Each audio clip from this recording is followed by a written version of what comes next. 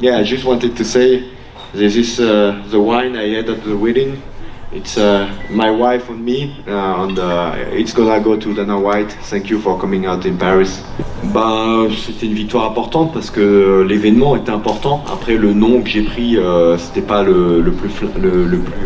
c'était pas la chose la plus excitante au monde, mais au vu de l'événement, il n'y avait pas besoin que ce soit plus excitant. Hein. On était déjà au paroxysme de ce qui pouvait se faire. Et avec la préparation que j'ai eue, bah, au final, c'était pas plus mal. Première minute, j'ai eu un petit peu du mal à rentrer dedans parce que j'avais l'impression un petit peu d'être dans un jeu vidéo. Hein. T'es un petit peu perdu, mais bon, rapidement quand même, le corps il réagit. Hein. Tu te prépares à ça pendant des mois. C'est quand même incroyable tout ce qu'il faut faire pour pouvoir avoir deux mecs qui se tapent dans une cage. Il y a beaucoup de choses à faire quand même. Alors, tant que tu n'as pas un grand nom à l'UFC, c'est difficile de donner un nom exact. Bah, comme je disais, mon coach il vient du Brésil, je sais qu'il y a un UFC Brésil en janvier. L'objectif maintenant c'est un vrai test. Moi j'aimerais que l'UFC me donne un vrai test, un top 15, un top 20. Et parce que je pense que deux finishes avant la limite et puis une décision contre un vrai top 15 des welterweight qui KO des mecs comme Strickland, bah, ça mérite, voilà, ça mérite un combat dur, mais dans ma catégorie de poids. Voilà, des mecs comme Drakkar Klose, des mecs... Il y a un paquet de mecs, il y a Dan Hooker, il y a un paquet de mecs que j'aimerais affronter. Bon, si c'est le Brésil en janvier, si on me fait cet honneur, comme je disais, hein, il y a des légendes comme Rafael Dos Anjos, même s'il ne faut pas trop rêver, mais il y a beaucoup de Brésiliens qui sont dans le top 20 en lightweight, et ça serait juste incroyable d'en affronter un à Rio. Et comme je le disais, de se faire bouer et puis d'essayer d'amener la guerre là-bas. Après ma défaite de mon dernier combat, j'ai beaucoup mis l'accent sur le sol et sur la lutte, oui, parce que j'ai trouvé que c'était un gros point faible, mais j'ai pas oublié mes points forts. Mais juste ce soir, c'est que ça m'a surpris que je l'emmenais aussi facilement. Du coup, bah, j'ai accentué la chose et j'ai vu que ça marchait et on l'a fait. C'est un comeback parfait, j'aurais préféré la finition, mais on a gagné. Émotion de folie, hein, t'as bien entendu. Même un des caméramans, il m'a pris à part, il m'a dit oh, quand t'es rentré, c'était un truc de fou.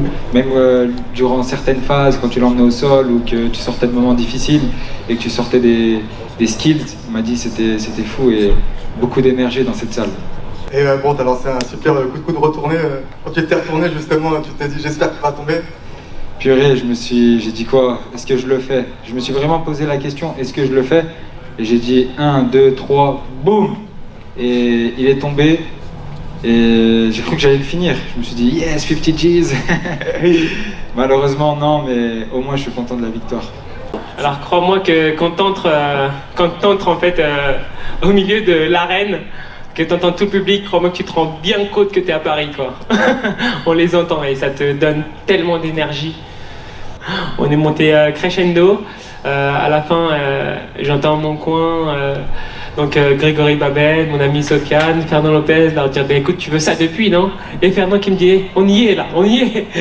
Et puis je me suis dit allez, on va s'amuser, c'est parti. Donc voilà, on y est allé à fond. À la fin, il m'a pris dans son triangle. Il restait 1 minute. J'avais entendu mon coin dire 1 minute juste avant qu'il me prenne. Je me suis dit autant tenir 1 minute. Donc je ne pouvais plus respirer, j'ai entendu mon public. Je me suis dit on est à Paris, je préfère mourir que d'arrêter. Pas du tout, je suis toujours prêt à boxer tout le monde. Donc d'abord je vais faire mes 4 premiers combats. Je vais tout faire comme il faut, on va gagner. J'espère qu'il y en aura encore à Paris parce que c'est magnifique ici. Et ensuite, après ces 4 premiers combats, on ira chercher le top 10. C'est un rêve, je travaille pour ça depuis... ça fait plus de 11 ans que je travaille pour ça. Donc forcément pour moi c'est pas un accomplissement, c'est un début parce que mon rêve c'est la ceinture. Maintenant on s'en approche, donc forcément ça fait du bien, ça fait chaud au cœur. Je tremble même un peu tellement que ça me fait plaisir. Ça y est, on parle de ceinture. On me le dit tout le temps en fait que je devrais descendre d'une catégorie et que je pourrais être un vrai monstre. Mais je pense pouvoir être un monstre aussi en featherweight. Et puis mon petit péché mignon c'est que j'aime bien manger quoi. C'était vraiment incroyable, le public, franchement merci infiniment. Ce soutien là c'est très important pour nous et c'est historique et je suis très fier de faire partie et aujourd'hui je suis super content que tout le monde a gagné, tous les Français ont gagné Et d'ailleurs, félicitations à vous tous. Il y avait un peu de rivalité dans ce combat et vous parlez dans la cage. Et qu'est-ce que vous avez dit entre les deux? Oui, je l'avais dit, parce qu'il avait dit, comment on dit, l'insulte que vous avez tous vu dans les réseaux. Je lui ai dit, viens, je t'apprends, viens, je peux te l'apprendre, viens te battre, quoi. Parce qu'il courait au début, mais c'était intelligent de ne pas l'en vouloir. Il a attendu que, voilà, il m'a un peu rentré dans la tête, non, mais voilà, il m'a un peu sorti de mon game plan. Bien sûr, d'habitude, on va faire comme on fait d'habitude, on va toujours viser devant. Là, on a fait juste une exception pour l'UFC. Voilà, je pense que maintenant, je vais faire partie des combattants du top 10 et donnez-moi quelqu'un du top 5. Donnez-moi quelqu'un du top 5, voilà. Est-ce que tu as une idée de qui tu veux te battre maintenant? Avec qui tu veux te battre? Bien sûr, bien sûr. Là, j'ai quelques petites blessures à soigner. Peut-être qu'il faudra passer par une opération. Mais dès que c'est réglé, je voudrais quelqu'un, comme j'ai dit, du top 5. Et pourquoi pas Paulo Costa? Paulo Costa, let's go. Les défis comme ça me motive énormément.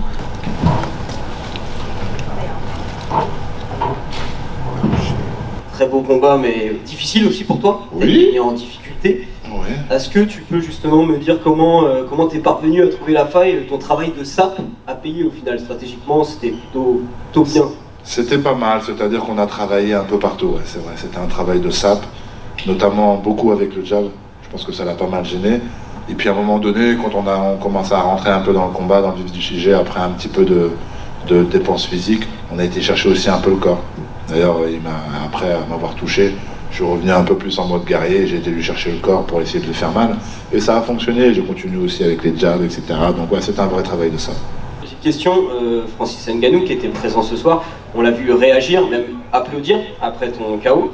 Est-ce que tu lui as parlé après le combat? Est-ce que tu as déjà eu le temps de le voir ou pas du tout? Alors on s'est vu, on s'est croisé plusieurs fois au waiting, on s'est croisé à l'hôtel, on s'est salué, on n'a pas pris le temps de parler, on n'est pas friendly, mais il y a le respect quand même, donc oui, on a pris le temps de se saluer. Il y a un combat contre lui, du coup une revanche? Avec grand plaisir. C'est, comme je dis, c'est mon job et aujourd'hui j'ai des objectifs et c'est d'y retourner. On n'était pas loin de l'avoir. Maintenant il faut y retourner. C'était une étape pour y retourner. J'espère qu'il n'y en aura pas d'autres. Mais je sais très bien que j'étais face à un mec qui était comme moi. Et on l'a prouvé, on a rigolé, on a blagué. Je l'ai poussé amicalement à un moment donné pendant le combat. Genre, arrête tes conneries, je t'ai pas touché au niveau des parties et tout. Là. Même là j'en rigole, tu vois, quand j'y repense. Et c'est pas pour autant qu'on s'est pas mis dessus, tu vois, je veux dire, on s'est réellement mis dessus. Il m'a touché salement et derrière moi aussi, j'y suis pas allé de main morte. Je suis très content de la prestation, je suis surtout content du scénario parce que c'était un combat dur et que ça a créé des émotions et je pense qu'aujourd'hui les spectateurs ont dû aimer, peu importe de quel camp ils étaient, ils ont dû aimer ce combat-là. On a vu un gars... bon, j'ai géré au début, ensuite il est revenu, il m'a fait mal, il m'a touché, tout le monde pensait que ça allait se terminer.